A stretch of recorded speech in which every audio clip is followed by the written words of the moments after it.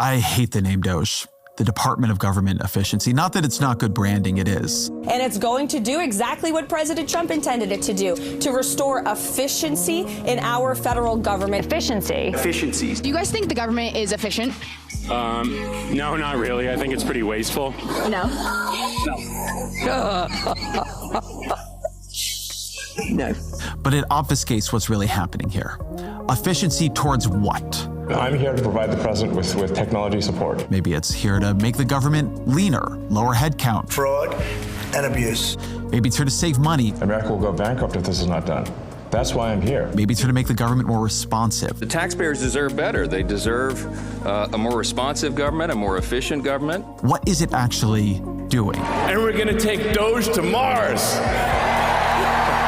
What can we see after 2 months of its hack and slash operation through the federal government? And what does that suggest about where Donald Trump's term is going? One of the people who's been thinking about it with the most clarity, in my view, is Santi Ruiz. He is at the Institute for Progress. He's the author of the Statecraft newsletter and the host of its podcast. He's somebody who thinks very deeply and often about how do you build a capable state. He's somebody to my right, so he has been much more open to the idea that what DOGE is doing is well constructed and well thought through, or at least was more open to it. Like everybody, he's trying to grapple with the reality of what it has really turned out to be. So I thought it'd be interesting to have him on the show to talk through it. As always, my email, ezrakleinshow@nytimes.com. Santi Ruiz, welcome to the show. Thanks, Ezra. Good to be here. So, I'm obviously a liberal, and I'm pretty upset about what DOGE is doing. But steelman it. When liberals see DOGE and Musk as like a pulsing source of evil and corruption, what are we missing, or at least what arguments are we maybe not considering? So there's a couple threads, and I'll try and steelman here. I've got my criticisms of DOGE. You've heard them. You'll hear them. But I think there's a couple threads here that are worth trying to take on their merits. One is an experience of 2016 to 2020 where the Trump admin felt it could not get control of the executive branch. And you see this in ways small and large. I think there's a lot there, a lot of learnings from the first time about, we tried to manage the executive branch this way. It didn't work. And when we moved slowly to try and reform things, you give your opponents in the civil service and the deep state time to coalesce, to organize, and then the clock runs out on you and they're still there. So there's one instinct that's just like the president should be able to do things within the president's remit. And then there's another instinct, I think, as well there about the president should be able to do more things than the current constitutional architecture allows for. I think there's we can disagree on whether Elon really cares about the national debt or whether it's a fig leaf for other things. We're in a different place on the national debt than we were 5 years ago, right? Pre-COVID response. And when you talk to people in and around DOGE, you hear the debt come up over and over again.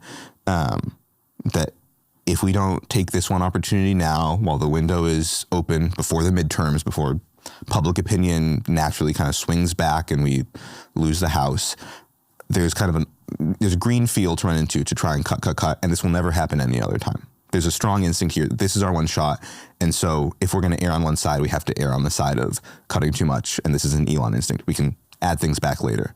I tend to disagree with that in specific places. I think we've cut some things that can't be easily undone. But that's very much the instinct. The Dems are going to stop us.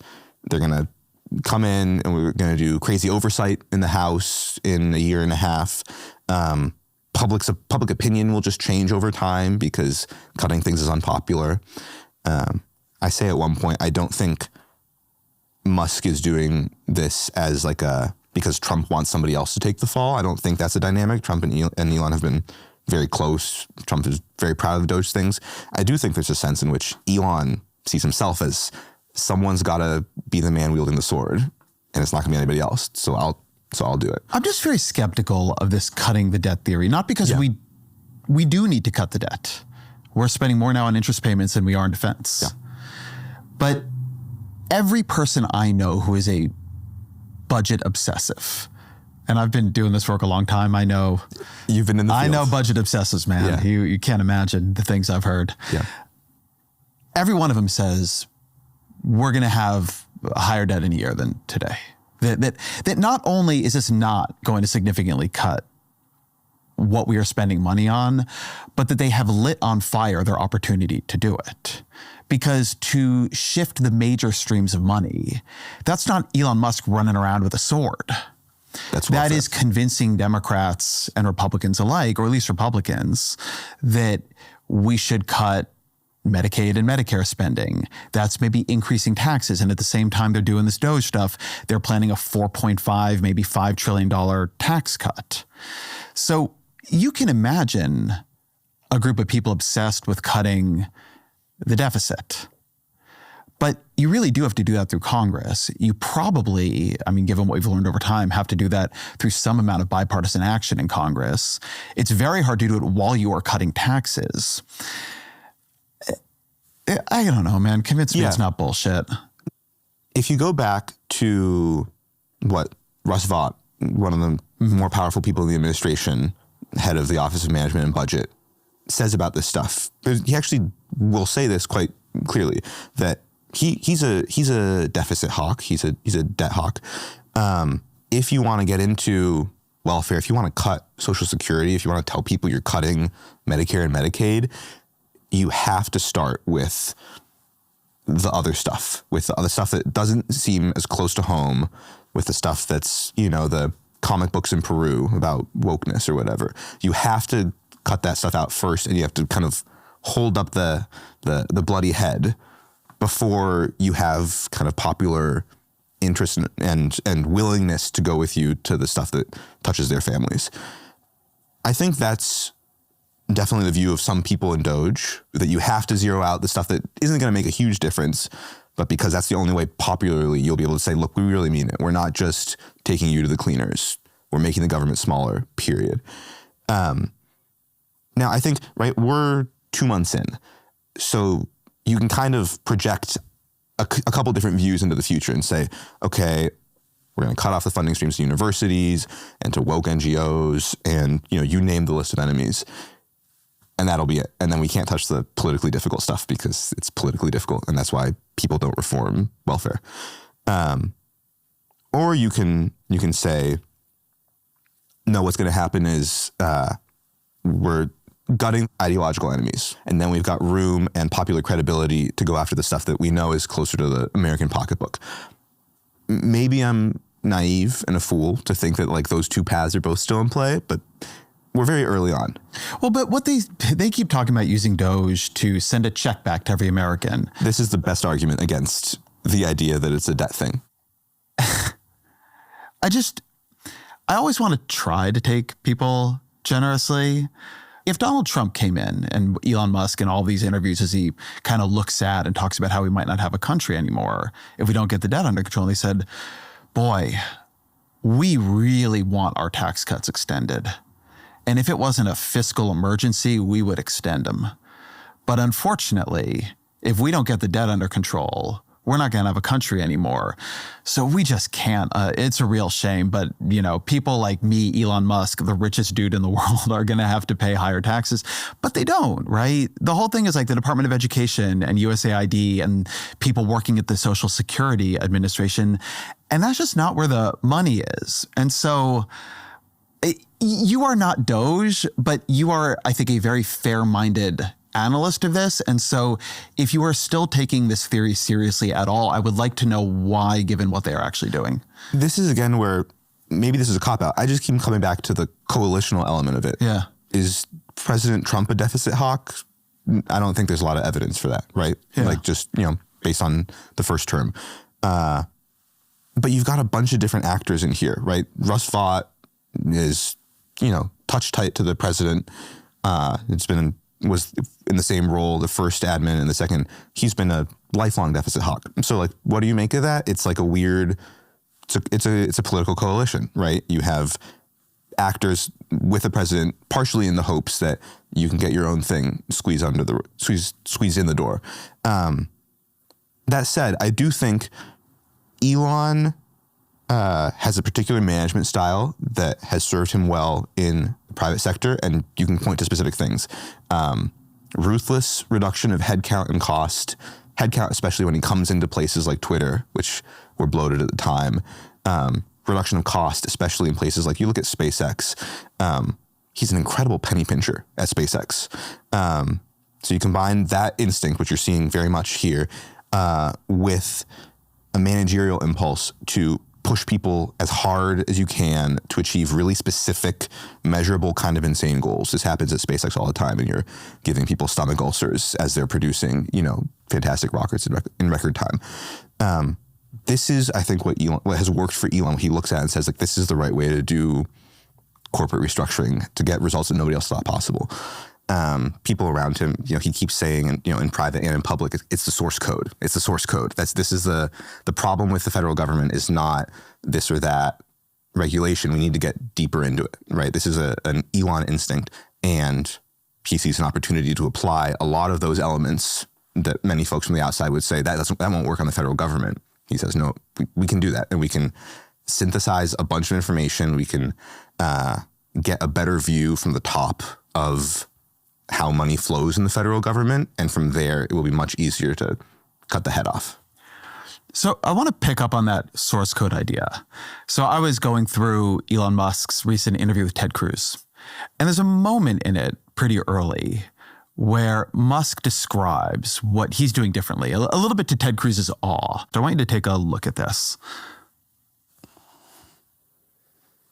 Well, the government is run by computers.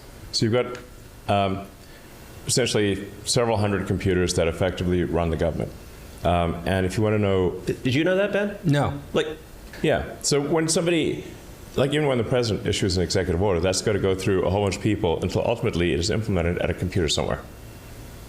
And if you want to know what the situation is with the accounting, and you're trying to reconcile accounting and get rid of waste and fraud, you must be able to analyze the computer databases.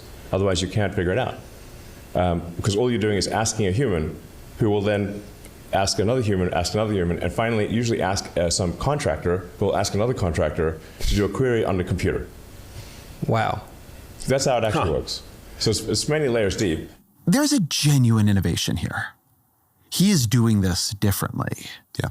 What seems to me to separate DOGE at some level is this sense that the power comes from control over the computers that send the money. If you control the computers, you control the money.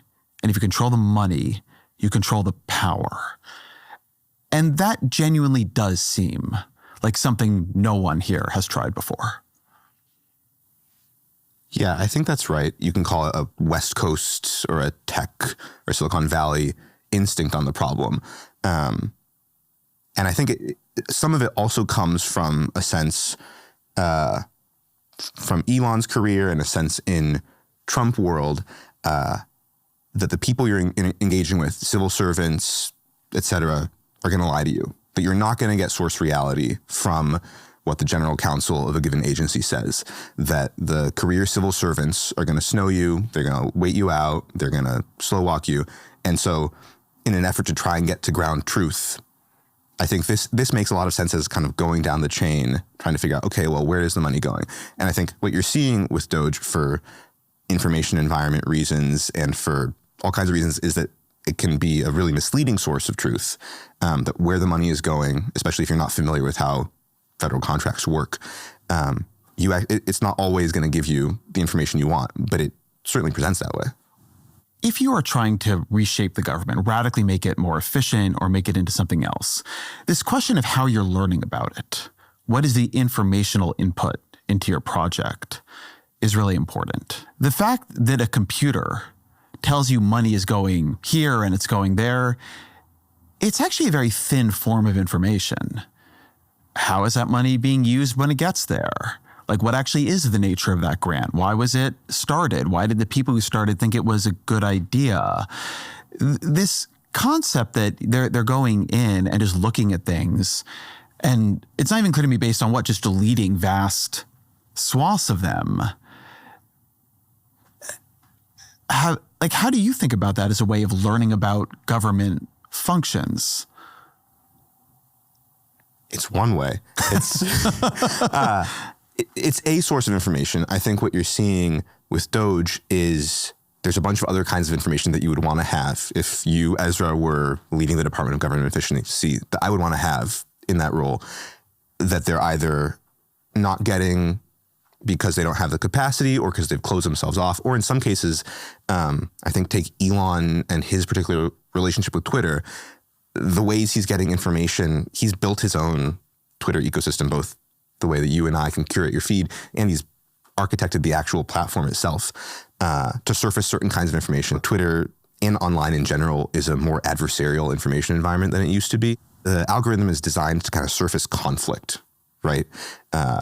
And Elon spends a ton of time consuming information there. So if your sources of information are stories about malice and conflict and human opposition on the one hand, and then just the data on the other hand, and you've closed yourself off to other information flows, in some ways you're flying blind. And he's very wedded to a really specific, concrete, memeable target. He likes those.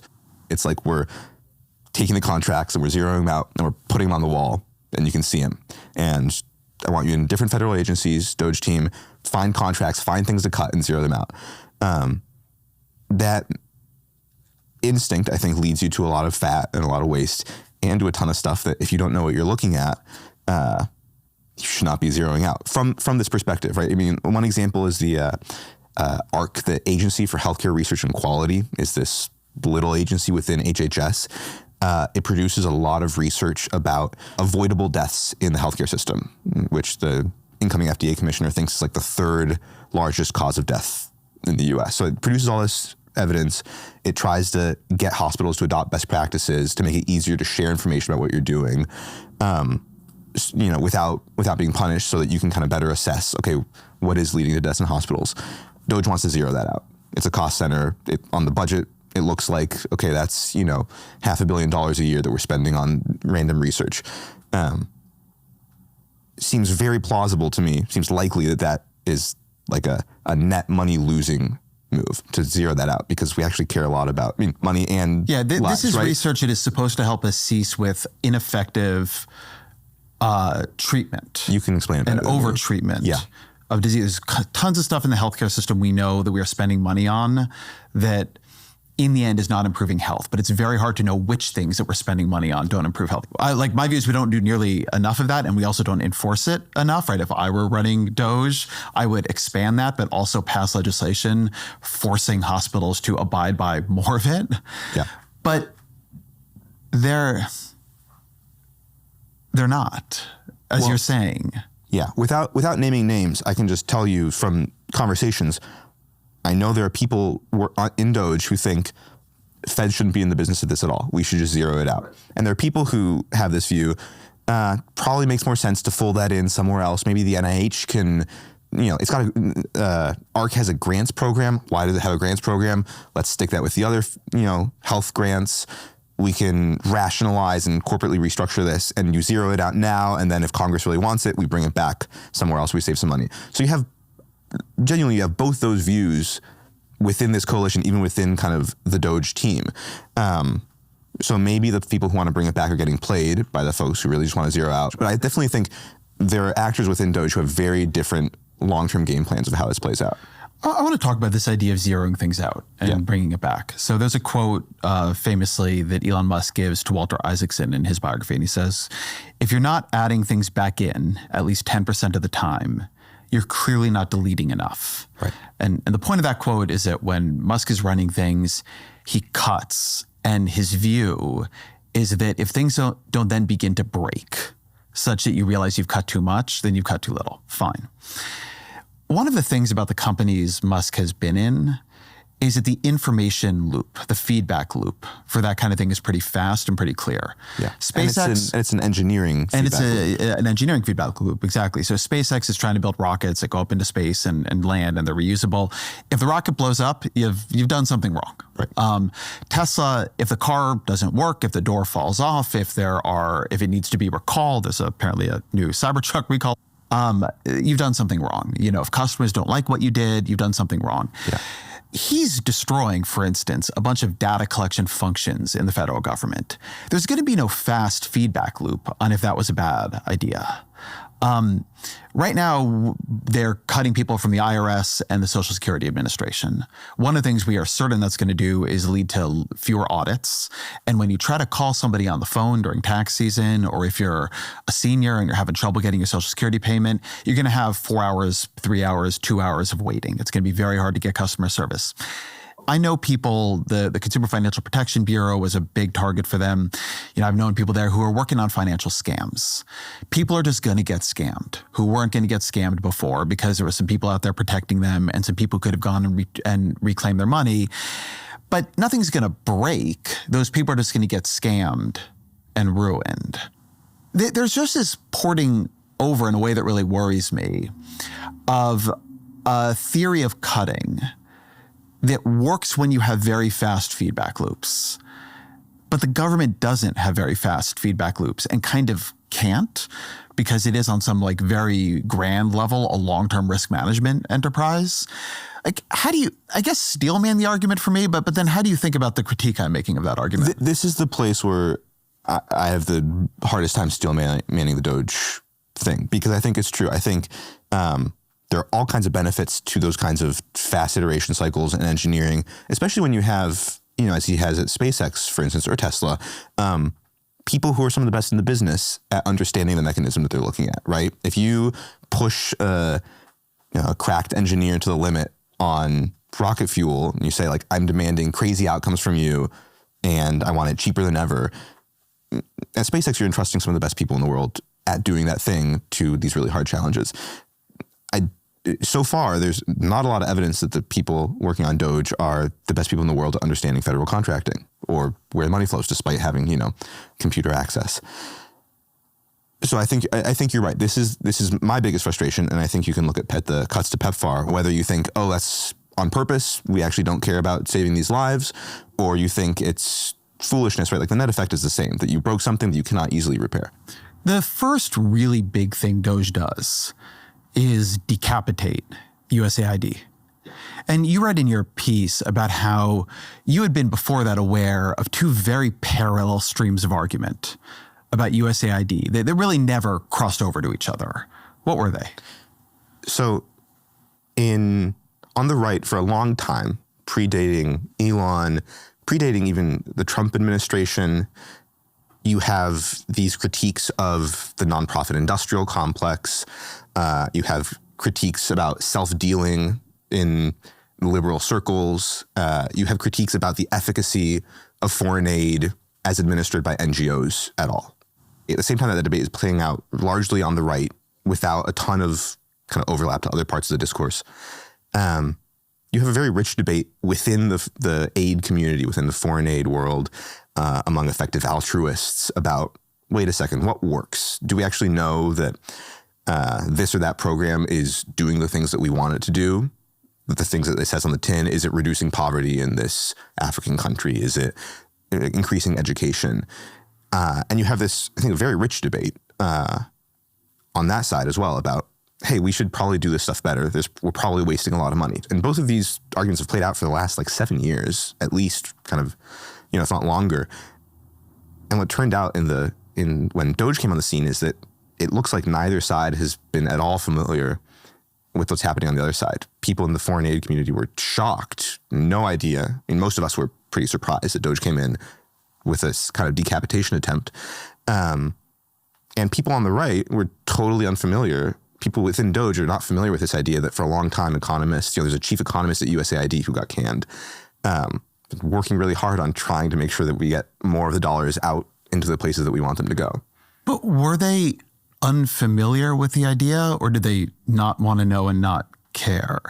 On one level, I don't believe they didn't know, or if they didn't, it's a kind of weaponized and chosen ignorance. Choosing to just say to yourself what I've seen on Twitter or what I've decided looks weird on the printout of funds going around, as opposed to calling in the chief economist and the head of the organization and having a conversation with them. I just think this is where you get into this really tricky thing about what efficiency is doing here as a word. Sure. Because you can ask, how can I make something more efficient? Or efficiency can be a smokescreen for a set of other projects. I think you could probably tell what I think is going on here. But what do you think? Like, do you really believe what happened is they didn't know about this other debate, or do they not want to? Ideologically, they don't like the idea of us spending money on aid to people who live in other countries. Genuinely, I think there's a lot of things going on. There's a whole bunch of different intellectual streams, a whole bunch of different actors in this funky Trump coalition. There are absolutely people in the administration. You saw people who you get a clear sense don't think this is a worthwhile project for America to engage in. I think that absolutely exists. I think that exists within DOGE itself. People like Marco Rubio have been champions of foreign aid their whole careers. So you look at that and you say, oh, wow, the State Department wants to turn back on this funding, or wants to give waivers to PEPFAR, the anti-AIDS program that the U.S. has run since the W. Bush years in Africa and the Caribbean. And then apparently DOGE folks are on the computers, are zeroing out those grants as they're supposed to go out. So one of the problems is just it's kind of hard to tell from the outside who's doing what. I think we're getting more information as time goes on, and you definitely have this sense that DOGE as an entity doesn't think that these things should exist at all. U.S.A.I.D. was, to me, it was very revealing because there was no feedback loop. This is money we are spending to prevent bad things from happening to people in other countries, poor people in other countries primarily, and they can't call up Elon Musk or their local member of Congress and get it turned back on. So this theory that what you're doing is deleting things and seeing then, oh, does something break? But you're not watching to see if something breaks. You're not doing a monitoring effort to see what happens to malnutrition in the Horn of Africa. Yeah. But without defending this view, let me just tell you what I think they would say in response. If Americans don't care that, if there's not enough of a domestic outcry, why were we paying for it in the first place? Now, I disagree with that view, right? Yeah. I like humanitarian aid. I like life-saving work in Africa. But that is the kind of clear answer that they will give you. Americans didn't care enough to turn it back on. If they cared, we'd hear from these senators and whatever. Well, they did hear from senators, right? Marco Rubio got yelled at and he said that he would save PEPFAR. And then, as you mentioned, they sort of deleted it. I guess the thing I'm saying is I don't think they claim to have a theory of responsiveness. And they're not putting into play monitoring mechanisms. I guess maybe that there's an outcry, but people cried out, like a lot of people were mad about it, but they don't care. They exult in that. They have contempt for many of the globalists worrying about children in Africa. I guess that's where you get into this question again of what is this all efficiency towards? And I think it's important to bring this idea in, is that there's a view that these are all liberal power centers. Yes. So when I was talking to a well-known right-wing activist, let's say, about U.S.A.I.D., his perception of it and what was going on here, and he was thrilled, was, oh, they're destroying this power center. Yes. All the liberals are paying themselves off and the nonprofits, and it's a feeder. And it was so interesting is maybe a light word for it, but I can tell you as a liberal, never for a second did I think to myself, well, one of the left's real advantage is that we have U.S.A.I.D. The huge artillery of U.S.A.I.D. grants that is like sending people to work on agricultural productivity in Ghana. Yeah. One of the ways I've been trying to think about DOGE and a lot of the Trump administration's actions is if I'd put a rule into place, what rule would help me predict what they're doing? Mm-hmm. If I put a rule into place saying, what would make government run more efficiently in the sense of taxpayer dollars would go further and government responsiveness would be improved? I don't think I could predict it based on that. If I said, what could I do that would destroy the power of nonprofits in America, progressively coded nonprofits, and agencies where the people in them are progressively coded? Yeah. I think I would get pretty close. Chris Rufo is at the Department of Education right now. It's been a long-time conservative goal to cut it since it began to exist, I think, in the 80s. Would we have seen that same attempt to kind of decapitate other ideological power centers without DOGE? I think probably. What have they picked first? It's places where either there's a groundswell of opinion on the right that this is a liberal bastion, in the case of U.S.A.I.D, which I think is surprising to a lot of people on the left who have just not followed this for a while. Department of Education, right? Grants to universities. You can't pull the funding for the woke English department, but you can cut off NIH grants, or you can withhold, funds from Columbia. You're definitely seeing that the tip of the spear is the stuff that's they read as liberal power centers. But here's where I think what you're seeing at DOGE is less clearly ideological or well thought through than I think critics from the outside like you might even think it is. There are functions that the Trump administration cares about. For instance, controlling the export and the sale of the highest end semiconductor chips to China. This is something that the Trump administration cares about. So there's a public admin interest in doing this. The Bureau of Industry and Security at Commerce that does that was really understaffed, really under-resourced. And DOGE went in and cut not a huge amount of people, like 15 out of 500, but a bunch of the probationary employees, the people who had been hired within the last year, who had been promoted recently. And being somewhat familiar with this topic, I think they fired some of the best people, some of the people you really want if you're going to improve on our really porous export control system. This is not like a self-serving or a Trump team ideological move. You're going to go back and realize, wait a second, we need to hire those people back. Right. This is something we are doing to compete with China, which they agree with. Yes. On AI, which they agree with. So there's definitely, this is where I have maybe a less clear perception of DOGE than you do. I think there's stuff that's targeted at ideological enemies. There's stuff that's nihilistic about the value of foreign aid. And there's stuff that I think is just like a Goodhart's Law problem. We're just cutting stuff. We're cutting things. Goodhart's Law, the idea that anytime a measure becomes your target, it stops being a really good measure. So the thing you're thinking about. Once you hyperfixate on the measurement, on the looking at the numbers on the computer, you lose a sense of what's the actual reality that you care about. So in this case, great, we cut people from headcount here. The Bureau of Industry and Security is leaner and more efficient. You're going to run into this problem 6 months down the line or a year down the line. You want it to do things, even if you're a small government conservative. I want, I count myself in that category. I want BIS to do things. It's going to be a lot harder now. So I think there's different things going on here, but they're not all like fully aligned. I think there's a lot of things that the Trump administration itself will regret. Yeah, in my reporting around DOGE, something that just comes up again and again is people saying, look, there is no master plan. There's no document we're all working off of. There's no single objective. It's not all pointed towards one thing.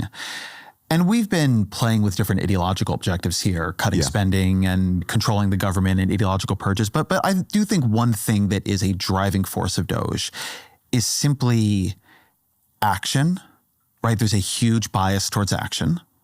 And Trump himself has a big bias towards action, being able to show you are doing things, acting relentlessly. It's one of the very first things Trump said at the speech at the joint session of Congress. Moment on, it has been nothing but swift and unrelenting action to usher in the greatest and most successful era in the history of our country. We have accomplished more in 43 days than most administrations accomplished in 4 years or 8 years, and we are just getting started. This administration likes the perception that they are moving with incredible force and speed. Steve Bannon's flooding the zone idea. And the assertion of power. One of the things you had in your piece on this was that you said you thought there was some legitimacy to, was a tweet that took a scene from The Dark Knight, where the Joker, gets all this money from the criminal underworld, and then, having screwed them over, lights it on fire. And his point is that everything burns. Nobody has any leverage on him. He's not there for the money. He's not there to win anybody over. He's there to show that everything burns. And you said, yeah, there's an everything burns quality to this, a sense that they are showing that, certainly with things like U.S.A.I.D, that things that were considered sacred in Washington, processes that were considered sacred in Washington, civil service protections, etc., that part of the message is that they can do things that were far outside of the Overton window. And so the way that you might have predicted what a Republican administration will be capable of doing is gone. Like, they're more powerful than you ever could have imagined. I think there's definitely like a Schmittian friend, we're hurting our enemies and we're rewarding our friends thing going on. And you wrote a book about polarization. I think one of the dynamics here is that people on the right look at the left and they say, you guys were doing that all along, we're just copying you now. There's a lot of like a mimetic, this idea that, oh, you were self-dealing, we're just going to punish all those people who are self-dealing. And I think this is always a defense for hyper-partisanship. It's like, they were doing it first, sorry guys, like turnabout's fair play. I think there's also something really interesting here that came up in a conversation your colleague Ross Douthat had with Chris Rufo, who he correctly called the most successful American activist since Ralph Nader or Phyllis Schlafly, I think is a correct designation. And your colleague Douthat pushes Rufo on, why do you want to zero out the Department of Education? Why not capture it? Why are we trying to destroy it instead of staffing it with our own people and using it to achieve conservative ends? Other agencies can be perhaps reformed, but Department of Education, in my view, is beyond reform. And so you have to spin off, liquidate, terminate, and abolish to the furthest extent you can by law, while maintaining your political viability and your statutory compliance for those things that are essential, that are required by law, and that are politically popular. You always want to maintain the popularity, but can you it just seems weird to me. Why?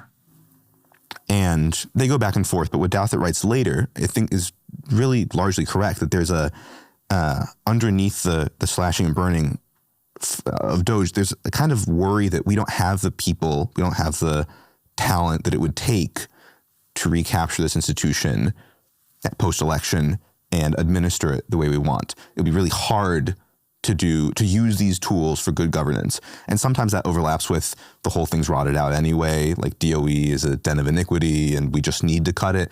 But I think there's also this worry of administering these institutions is really hard. All the people who have done it for a generation are liberals. We don't have our own people who can do it. Better and easier to just cut it. I want to go back to something you said at the beginning of that, this feeling that for the right, they're working with a symmetry here. The left did this to us. It spends in a way that's completely self-dealing and it just rewards its friends and punishes its enemies.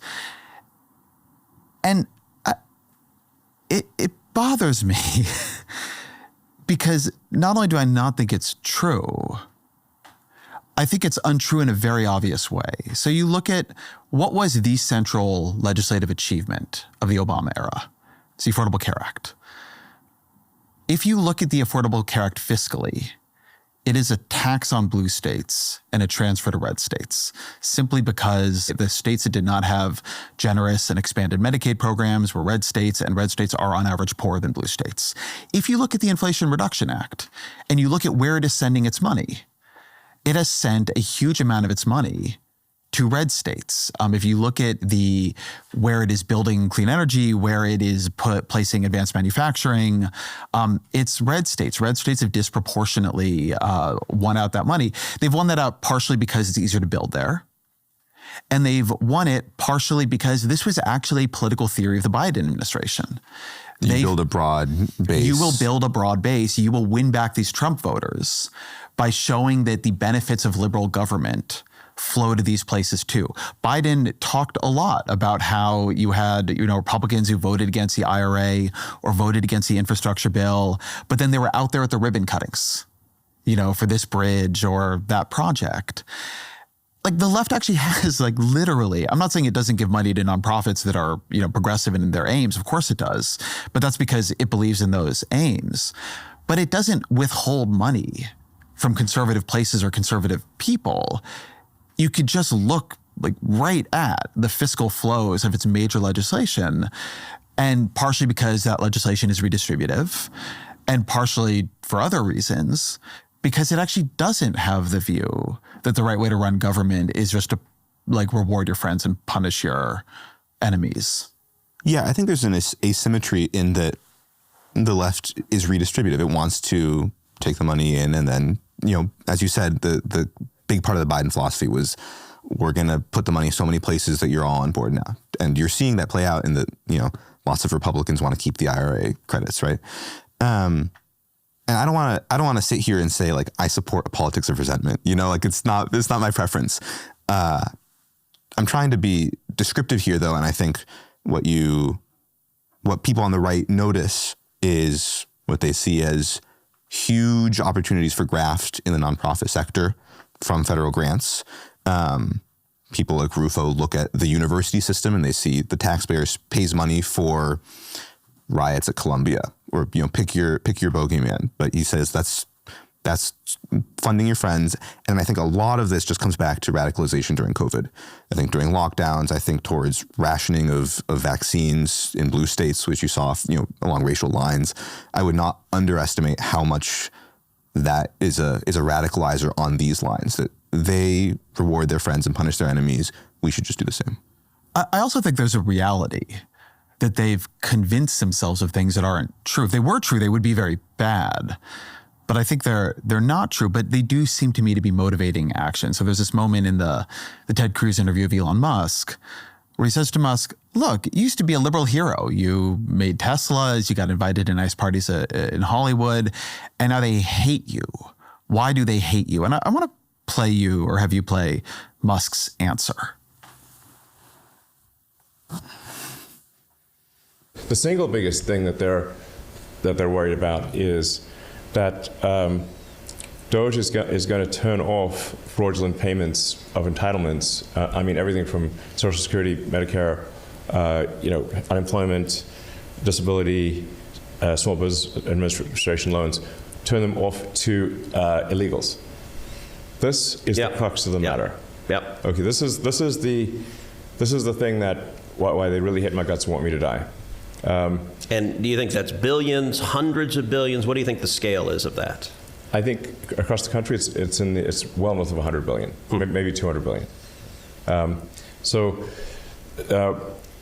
By using entitlements fraud, the Democrats have been able to attract and retain vast numbers of illegal immigrants. And buy voters. And buy voters, exactly. They basically bring in, 10, 20 million people who are beholden to the Democrats for government handouts and will vote overwhelmingly Democrat, as has been demonstrated in California. So Musk has said a version of that a lot, that what he's doing, and the reason the left is so mad, is that we're running a massive scheme to pay off illegal immigrants to vote for Democrats. I think he believes this. Do you think he believes this? That he believes this? Yeah. Yeah, totally. So if you believe that, then a lot of what they're doing, I think, works backwards in a more straightforward way. If you believe this whole complex is really, like, at every level about moving money around to entrench leftist power in a way that is, like, bad for America and then bad for us eventually getting to Mars. And I think this explains this view, which is pretty common on the right, also explains why, if it turns out there's not that much literal fraud in welfare, which I think is true, improper payments in Social Security are something like 0.3%, according to, the internal watchdogs.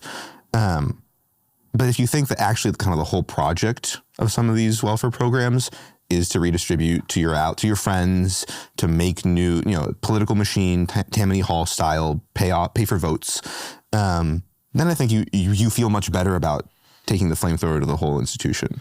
I've struggled with what I think is the generous interpretation of this, actually. I can't decide if I think the generous interpretation is that Musk believes it, and that explains his actions, or that he doesn't believe it, but it's a politically advantageous thing to say because it coheres right-wing support for entitlement cuts, which Donald Trump's coalition, which is older and poorer than some previous Republican coalitions have been, would otherwise oppose. Because I think the thing that also has to be admitted here is they have control of the government. The people at Social Security actually do know where the money is going. There's not some line item in the computer code that says political payouts to illegal immigrants. And they don't seem to want to disprove any of their conspiracy theories. Like that at some point is a choice to not ask somebody or track down the information, like about what you think might be happening here. I think Elon is interested in this question. You saw, and I'll agree with you. He's an unreliable narrator. I don't think Elon loves the truth. But when you see the stuff about dead people taking Social Security benefits, for instance, pretty quickly, apparently, even before Elon kept repeating this line, folks on the Doge team realized that's not what's going on. It's not like there's massive flows of money out the door to people who are pretending to be 135-year-olds. But it is probably true that a lot of illegal immigrants are using those Social Security numbers for various purposes. Elon's very interested in zeroing that out. And they've absolutely swept up normal people in their "you don't exist" push on Social Security. There are a bunch of reporting this week about people who Social Security has said, we're clawing back that money because you're not real, you're dead. But I think there is like a real instinct, a real belief from Musk that rationalization of the data on our end will solve a lot of the problems out there in the world. I think a lot of those problems are just political problems. They're not amenable to being fixed by line item cuts. It's just that different people believe different things, and you have to win those voters too. But do you think that DOGE as an entity is trying to learn about the thing that it is trying now to control, right? I mean, we started this in a way talking about Musk trying to get at the ground level, right? The payments data. And I think the appeal of that is it's much more, it's objective. It's, it's literally where the money is going. But where the money is going does require interpretation. And you could learn about it. Do they want to? And do they want to know this better? And are they getting to know it better? Or is what they want to use these as a kind of polarization strategy to maintain support for what they're doing, right? I don't know if those are the only two options, but I'm definitely more dispirited than I was 2 months ago about DOGE's ability to learn on the job. I think, you saw very early on the sloppiness about federal contracts. Oh, we zeroed out $1 billion contract and it's $1 million, and someone added 3 zeros. And you keep seeing that. You actually keep seeing that lack of facility with numbers, and they updated it later. The sort of thing that these are not mistakes that have to happen as you do this. It's not really staffed up in a way that you might expect if they really wanted to build a more robust, better system here. It's like a very small team. You have a small team that is definitely not learning as quickly or improving as quickly as you'd want to see. And I think classically a good Elon private sector team would do by iterating. You're not seeing the same dynamic that I would want to see.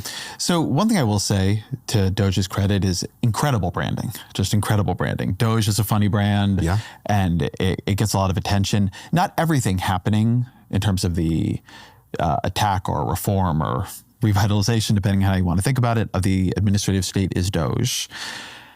Behind Elon is Russell Vought, who's running OMB. OMB is a very powerful nerve center of the federal government.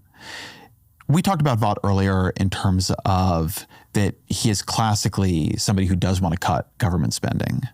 It's not all he wants to do. He's got a pretty big theory of how the government should work. You had him on your show. I found that to be a very, very helpful episode for understanding him. What does he want? How does the ideal government, or at least executive branch of Russell Vought, function? Vought believes in a unitary executive theory. It's the idea that the president should have full control, constitutionally should have full control of the executive branch, that you elect a president and he's in charge of the executive branch. It reports personally. So on this theory, there's really no such thing as an independent executive branch agency. People elect a president, that's democratic accountability. Vought has a view that's quite interesting even for people on the right, that we have what he calls an imperial Congress, that now there's all these agencies within the executive branch that don't listen to the president, they listen to appropriations in Congress. He thinks presidents should have the power to impound money. That is, if they can achieve their policy priorities within the confines of the law for less money than Congress has appropriated, presidents should be able to do that and not spend that money. So it's in some ways, a very capacious view of presidential power. There was this OMB memo that went out early on, freezing grants and different kinds of spending, and it ended up being rescinded and kind of rejected by the courts.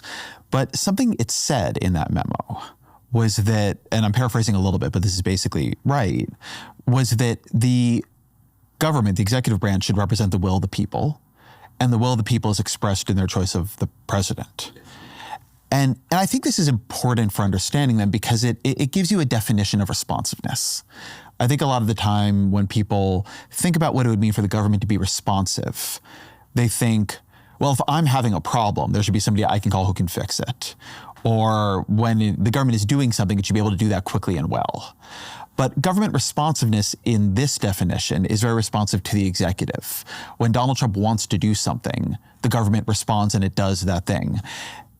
And this feels like it is their theory of what went wrong in the first term on some level. Yeah. The government was unresponsive to Donald Trump. And it is their theory of what they're trying to achieve in the second term, which is that the executive branch would be truly responsive to Donald Trump. And that is responsiveness, that Trump has genuine control of the thing that he is in theory in charge of. I guess first, do you think I'm misrepresenting that in any way? No, I think that's right. And I think what's interesting about Vought's view is that in some ways it rhymes totally with long-standing critiques of the administrative state going back kind of across the right, the Federalist Society view that you have bureaucrats who are out of control and they need to be disciplined. The place where it does not rhyme with that kind of more libertarian or small government view is this idea of impoundments. That view that presidents have some piece of the power of the purse is much newer. It doesn't have the kind of deep ideological threads that views about the rogue bureaucrats do. And Vought combines these two in a very interesting way. So I want to reveal what will not probably be that surprising, but this is my integrated theory of DOGE and Vought and the Trump administration fully, which is that the right way to think about DOGE is it's the Department of Government Control. There's versions of it that Vought is trying to do in terms of impoundment and in terms of, firing and traumatizing the civil service so there isn't a deep state that is trying to stand in Donald Trump's way. And then there's what Musk is doing, which is gaining source code level control over the plumbing, the machinery of government, the spending of it, the computers that run it. And if you have that, you have enormous power. If you combine impoundment and you're running this through deciding, which payments go and don't go, then you've turned money into an incredible source of power and leverage. And you can use that ideologically. You could use that just to try to achieve policy goals. You could use that as a leverage over friends and enemies, right? Donald Trump is a guy who loves leverage over friends and enemies. And that's the whole play here. You're making the thing respond to Donald Trump because you're giving him control of the money. And you're doing that, through the legal theory of impoundment and the actual grabbing control of the computers. Tell me how reasonable you think that is. No, I think, or poke your holes in it. I think that's largely right. I think, again, what's interesting to me is a lot of that is just normal conservative kind of movement instincts about how should the executive branch work. And then I think the part that's quite striking is this impoundments view, which plenty of folks, it's to my eye, not an especially sturdy legal theory. It's not an especially sturdy constitutional reading of the power of the purse. But what people like Vought would say and do say is this is what the branches are for. And if you don't like it, Congress, or if you don't like it, courts, you have to assert your own prerogatives. Like the whole point of the system, in kind of a Madisonian sense, is the executive tries to do a bunch of things and he runs into the wall of the courts. And as Vought will point to, Vance and Trump and all these people have said, the president will abide by these rulings even if they're crazy district judges. And Congress, if you don't like this, well, Vance has kind of said maybe he shouldn't. And if you look right now at Stephen Miller's Twitter feed. Stephen Miller and Musk are two people who are very much on the other end. But Vance sort of said this too, that, he sent out this tweet basically saying that it is the courts overstepping their bounds. It depends how you understand what is the proper role of the executive branch, but I think Vance has said stuff that implies very strong sympathy to the idea that for the courts to stop a bunch of this would be itself unconstitutional and the executive branch shouldn't abide by it. There is a large number of people around Trump who are arguing that these judges should be impeached when they rule against Trump, that this is a judicial coup has been the language we're hearing. This isn't a kind of, we should have checks and balances. it feels to me, and this is something I really worry about, it feels to me clear that they are preparing for a showdown with the courts. I think there's different versions of war with the courts. Some of them for me are 5-alarm fires, right? SCOTUS says something and you say, no, we're going to do it our own way. That's very bad. I think, and there's other places where people like Vought say explicitly, we think the 1974 Impoundment Control Act is unconstitutional. DOGE is going to create a case for that. We want that to go to SCOTUS. We would like to have that fight because we think that law is unconstitutional. To me, that instinct is not. No, that is not crazy. I think they're wrong. I think SCOTUS should rule. The question is, what happens if they lose? Yeah. I did not think this at the beginning. I think it now, that if they don't get, a lot of what they want from Roberts, they are really going to try to get around that. And they're going to try to get around it on technicalities, but a decision was made by someone to not listen to the judge and turn the planes around, and instead say, oh no, you can't enforce a verbal order. These planes were over international waters. That was a provocation to the courts. A different administration just wouldn't have done that. They are attempting to assert a huge amount of power. And I guess the thing that makes me very skeptical that what they're trying to do is get a favorable SCOTUS ruling is that there's a way you would go about doing that. And you would be very carefully choosing cases, right? Creating a conflict that generates a case that is favorable to you, right? You would want what, the lawyers call a model test case. And you would be, acting in a way that is fairly respectful of the courts because you would be trying to politically hold them on your side. This thing where they are like knocking through the glass left and right, where the test cases are really bad, where they're annoying the courts, where they are then sort of defying the courts and saying the judges should be impeached. That doesn't, unless you have a view that the right way to manage John Roberts politically is to try to cow him. And I'm not sure Donald Trump, I think that is basically how Donald Trump deals with everybody. So maybe that is his view. But in a world where what you're trying to do is get a favorable ruling in the Supreme Court because you are going to abide by that ruling, I don't think this is what you do with John Roberts. I don't think that you get his backup in this way, that you're actually getting rebuked by him before you even get to the Supreme Court on your main cases.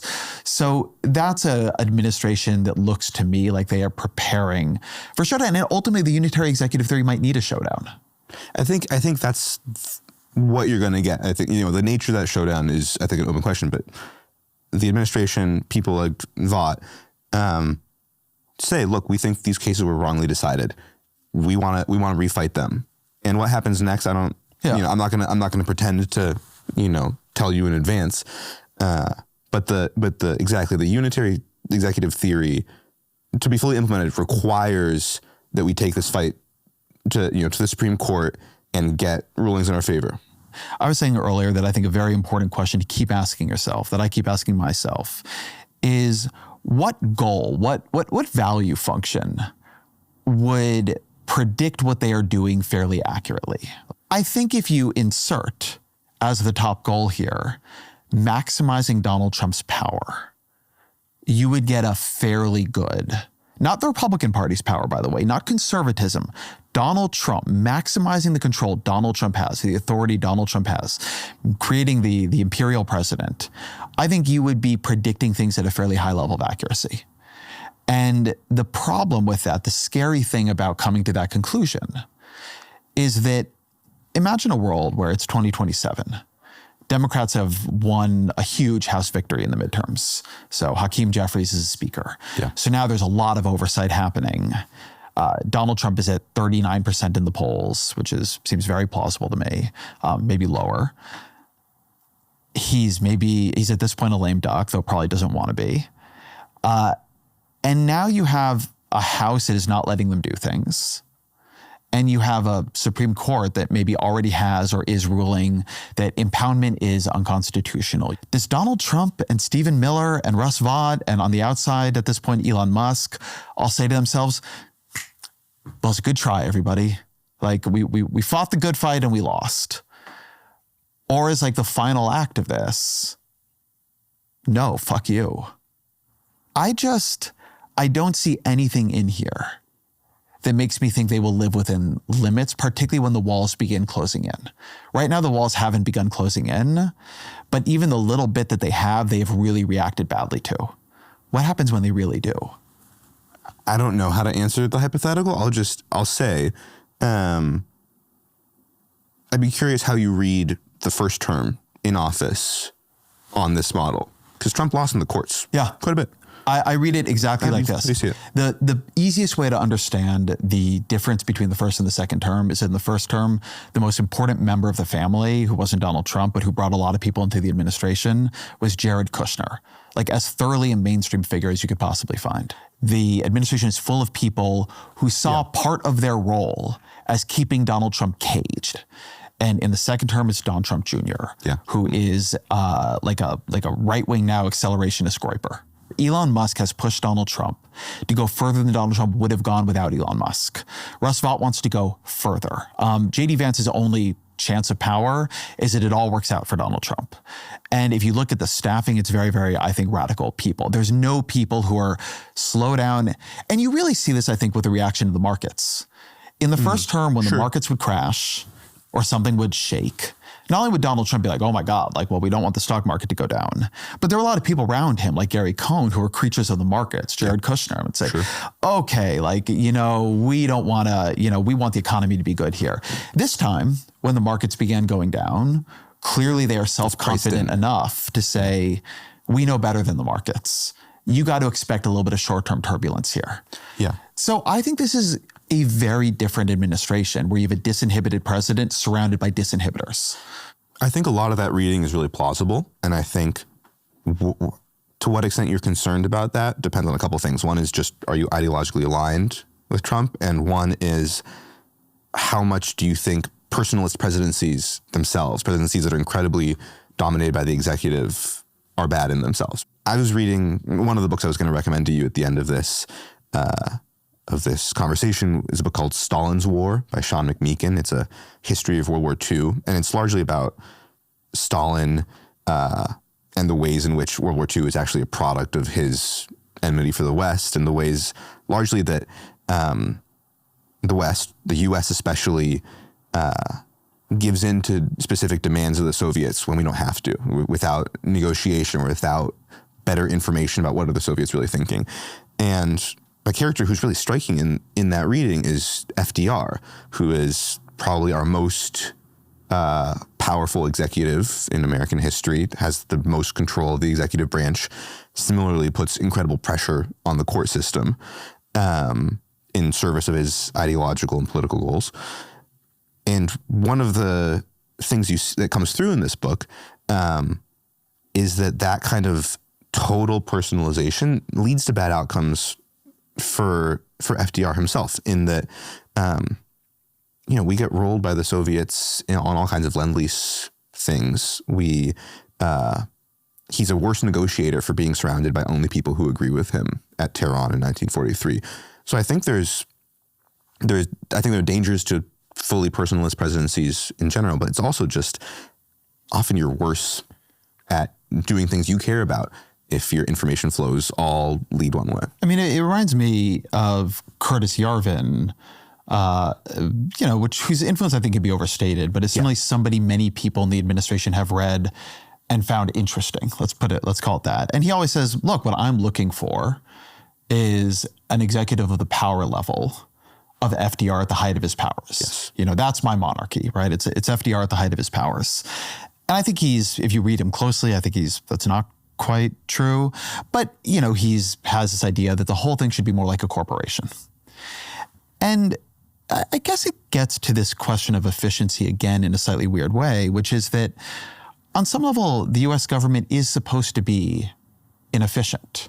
Whenever people say, well, we should run government like a business, well, a business doesn't have multi-party competition, like separated across branches, right? Like a business is a very different kind of structure. It's got a board of directors, it does have some internal checks potentially, but we built our system this way because we think there's value not necessarily to inefficiency. I think that loads a deck, but information is getting sourced from places, right? The fact that the bureaucracies are full of people who are career civil servants, that's not just a protection against patronage. It's also, they know things. They know things because they're not switched out every 4 years. Congress, which the Republicans have very much cowed, and Elon Musk has really reshaped with his threat to primary anybody, to pump money into a primary against anyone who crosses Donald Trump, any Republican. Even within parties, Congress is supposed to be a generator of information and friction, because what Lisa Murkowski knows, what John Thune knows, what any sort of individual member knows, given they're representing a geography in a different place, is supposed to be absorbed into the machinery of government. And this idea that you would have it all just sort of coming down from Donald Trump rather than going up to Donald Trump, it's a very different vision that pits efficiency against representativeness, against what I would call small d democracy, this idea that the executive is not going to have perfect information. And again, the places that I worry most about DOGE right now, aside from things like PEPFAR, which I just think is, those cuts are a travesty, there are information sources within the executive branch that we all care about that are actually tools for any executive to use, R or D. And in the particular kind of DOGE approach to government efficiency, we're losing a lot of those information streams.